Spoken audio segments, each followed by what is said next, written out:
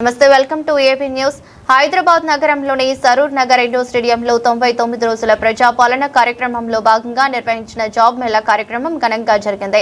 ఈ కార్యక్రమానికి ముఖ్య అతిథిగా రాష్ట్ర ఐటీ శాఖ మంత్రి, జిల్లా ఇన్ఛార్జి మంత్రి దుద్దిల శ్రీధర్ బాబు హాజరై వివిధ సంస్థల ఎంపికైన అభ్యర్థులకు అపాయింట్మెంట్ ఆర్డర్లు అందజేశారు.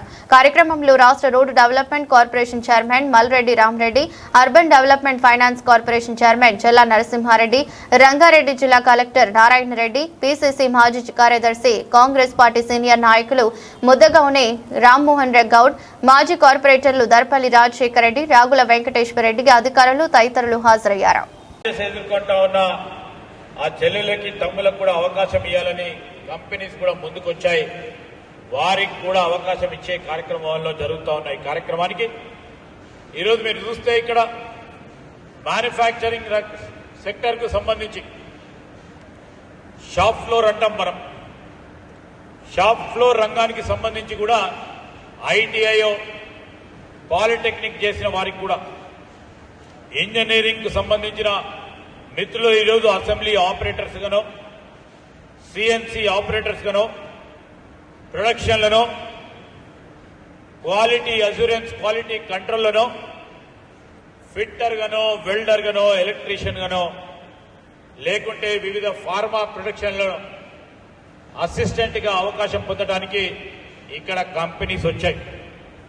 గడిచిన తర్వాత మీకు అనుభవం ఆ కంపెనీస్ లో వచ్చిన తర్వాత మీ అనుభవం మాకు కావాలని ఆ ఉద్యోగానికి సంబంధించిన అవకాశాలు మీ పరంగా అన్వేషణ చేస్తూ ఉంటాయి.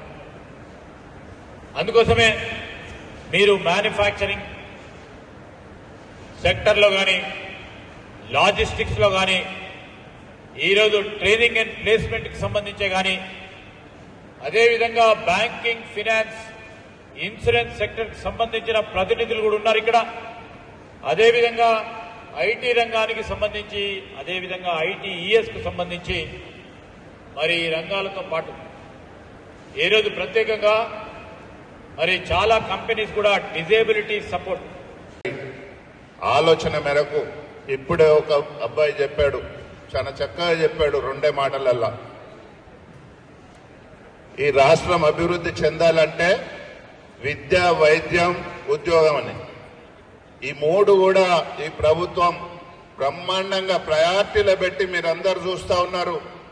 ఈ 3 టాప్ ప్రయారిటీలో పెట్టి కల్పిస్తున్న ప్రభుత్వం ఈ ప్రభుత్వం అనే సందర్భంగా మనవి చేస్తా ఉన్నాం.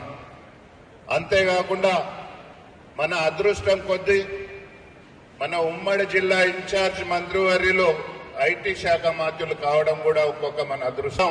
ఇంటికాడ కనీసం 500 నుంచి 1000 మందికి నిరుద్యోగులు ఎవరు వచ్చినా ప్రతి కంపెనీకి ఒక ఫోన్ చేసి చెప్పి పంపించే పెద్ద గుణం గల మన మంత్రి గారు ఉండడం మన అదృష్టం అనే ఈ సందర్భంగా మనవి చేస్తున్నాం.